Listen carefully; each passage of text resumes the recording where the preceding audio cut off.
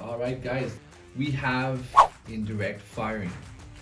Now indirect fire weapon used to be called ordnance weapon, now they're called indirect fire, means that you do not need line of sight in order to fire them. As the example we gave for you today is this whirlwind. Space Marine whirlwind trying to fire at the poxwalkers that are hiding behind the building. Now, in a normal circumstance, a unit would not be able to target the poxwalkers because they are not within line of sight, which is the beauty of line of sight covered terrain. You can hide behind them and not be worried about getting shot to bits. However, against units that have indirect fire, you may not hide ever. This whirlwind will be able to select the poxwalkers as a target. However, starting from yesterday, this has been changed. Once you fired and you have elected a unit outside of your line of sight as the target of your attacks, you will receive a -1 penalty to your ballistic skill, and the target will receive a +1 bonus to its armor save. In this situation, if the whirlwind cannot see the poxwalkers, instead of hitting on 3s, it will be hitting them on 4s. And instead of having no armor save, now the poxwalkers will receive the benefit not only of cover, which gives them +1, but also from the rule indirect firing without line of sight. Therefore, they will go from a no armor save to a 5+ armor save against it. Number 3 on the list will be rapid fire weapons. Now, rapid fire weapons are pretty easy and pretty simple to work out. Usually the basic rule for them is that they have a maximum range and a half range. If you're at maximum range, you can only shoot 1/2 of the shots. If you are within half range, you can shoot double the total. So for example, rapid fire 1 weapons at 24 inches would shoot 1 shot. At 12 inches would shoot 2. So you multiply the weapon indicated onto your rapid fire profile.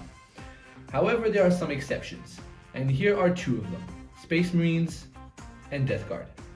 Now the Space Marines have something called Bolter Discipline. Bolter Discipline will mean that, number 1, if your unit has not moved, it will be able to fire double its amount as long as it has remained stationary this turn.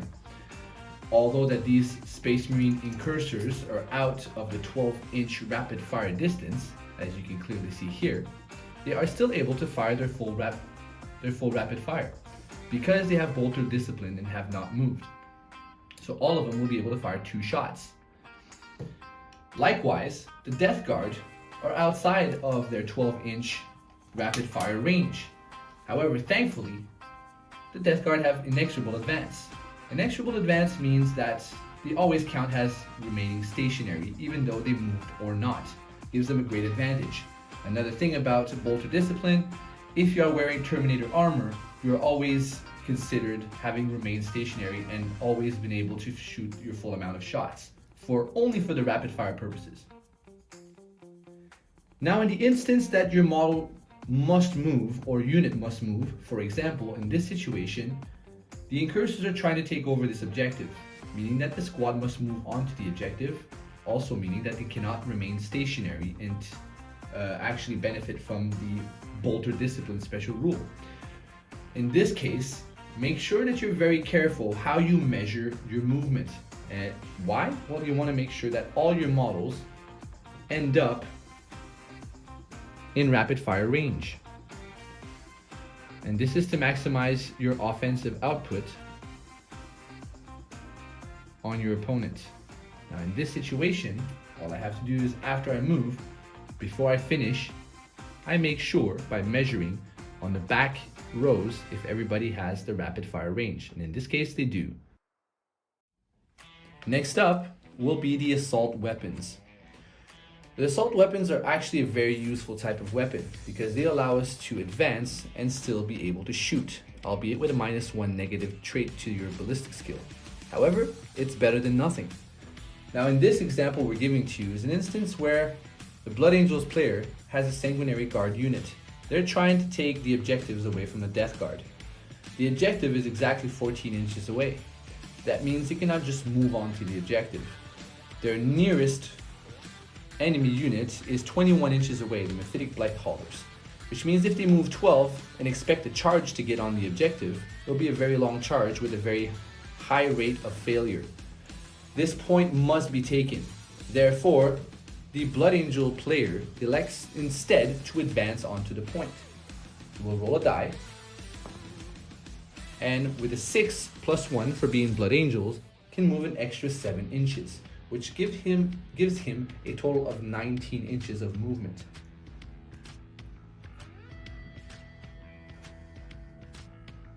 Now in this case, you can see that the Sanguinary Guard is firmly onto the objective and is now taking it over from the Death Guard. However, as things stand, you can see that the Poxwalker unit in the back is poised to take it from them, because the Poxwalker have objective secured and they have not. In this instance, they can elect instead to fire their assault weapons at the Poxwalkers and try to eliminate them before the Poxwalkers walk onto their next turn. They will shoot all their guns at the Poxwalkers, potentially eliminating all of them, and therefore guaranteeing that point will be theirs to keep. Next up on the list are heavy weapons. Now heavy weapons are particular because heavy weapons are usually the strongest weapons available in your army. They're your las cannons, your melta weapons, and all that good stuff. They're the weapons you don't want to miss with. However, they're the weapons you also don't want to move with. In general rule of thumb, units that have heavy weapons should be positioned, for example, on top of buildings or in places where they have good line of sight on all the units possible without having to move around too much. Because unfortunately, heavy weapons confer a -1 disadvantage to the ballistic skill if a unit of infantry moves while carrying heavy weapons.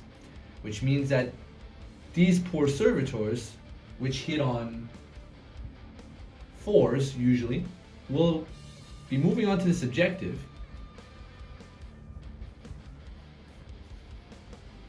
along with their friend, and if they wanted now to fire at the Mephitic Blighthollow unit that's coming down upon them, unfortunately they would get a -1 to their ballistic skill, making them hit on 5s instead. So as you see, it is not the best or ideal choice. Having these little guys on top of a building and just having someone else capture the objective would be ideal. On the other hand, vehicles. Now the Mephitic Blighthollers are vehicles. They're demon engines, but still vehicle keyword. Thanks to the big guns never tire, which are actually not a Death Guard special rule, it is a universal special rule found in the rulebook, therefore all armies benefit from it, meaning that vehicles do not get a -1 penalty for moving and firing heavy weapons. On top of that, Death Guard has an even better rule, which is inexorable advance, and yeah, they can shoot it in close combat as well. Now, these vehicles, had they moved on to the objective, would then be able to shoot at the servitors with their basic ballistic skill 3 skill. They will not get a -1 penalty for firing. As a side note for heavy weapons, unfortunately infantry cannot shoot heavy weapons or any type of weapons except pistols into combat. On the other hand, vehicles can, thanks to big guns never tire. The only offshoot of firing heavy weapons into combat for them is a -1 penalty to their ballistic skill. So instead of firing on 3s, they would be firing on 4s. Except, of course, for Death Guard, who have an inexorable advance. Alright guys, so next up on the list are Flamer weapons. Now, Flamer weapons are not actually an official weapon type. They are weapons that have a special ability that lets them hit automatically. Now, weapons that hit automatically come in various different shape, forms, and sizes. Some of them are on vehicles, some of them are on infantry. And they may also have different weapon types attached to them. You can have flamers that are on heavy weapons, assault weapons, even pistols. However, the important thing about flamer is this. Number one, usually flamers have a shorter range. Therefore, it is a key component of your unit to put the flamers in the front, as I have here done with the Blightlord Terminators. The range of their weaponry is 12 inches. Therefore, the models should be in the front in order to be able to reach the enemy as quick as possible. Now in this situation, the unit has not moved yet, but as you can see, the range of the flamer is out and cannot reach the unit of assault intercessors. Therefore, after the movement, I want to make sure that when I get onto this point, these guys are in the front, with everyone following behind 5 inches. Now, they are in the front. Had those models been in the back, they would not be able to reach and would be out of line of sight or out of range for shooting. Once you do elect to choose to fire that unit, you do not have to worry about shooting first with the flamer. As I've said before, even though I start with my bolters and the Blood Angel player decides to remove 3 models from the front,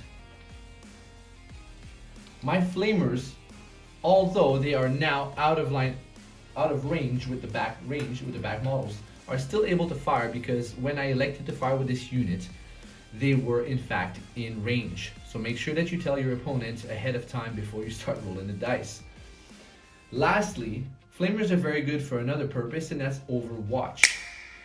If on their turn the Blood Angels decided to charge me, for example, I could elect to pay 1 command point and fire an Overwatch. Now the great thing about firing Overwatch with flamer weapons is that all you need to do is roll the amount of shots. In this situation, I would have 11 shots with 2 flamers, which is a lot. And I would not need to roll 6s to hit for Overwatch because they hit automatically. All I would need to do is roll to wound. This is one of the big advantages of flamer type weapons, which is hits automatically. So friends, we're concluding this video today with the talk out here. It took more time than we thought it will, so I drank quite a few beers during taking the footage. I'm still okay. However, I still learned something today. For me, the most important was to know now that if a unit declares all its weapons to another unit to shoot at, it's still very important to start first with the blast weapons. Because my idea of it was, you declare, you shoot everything at the same time, but no, for blast it's not. If you start to shoot with something else and the enemy is, or your opponent is taking off some models from that unit, maybe you lose your advantages of the blast. That rule that they made covers distance, covers line of sight, but does not cover blast. Yeah. Or in other words, does not cover the amount of guys that are in the unit, which is something quite important to remember when Absolutely. This is what I learned today during taking the footage of this video. Yeah. Very good. Yeah, that's great. So, we really hope you also learned something today, maybe even more than me. If you did, please remember to like and subscribe us. And maybe we will take more footage right now, so stay tuned. There are going to be a ton of more videos in future. Until then, see you guys. Bye bye.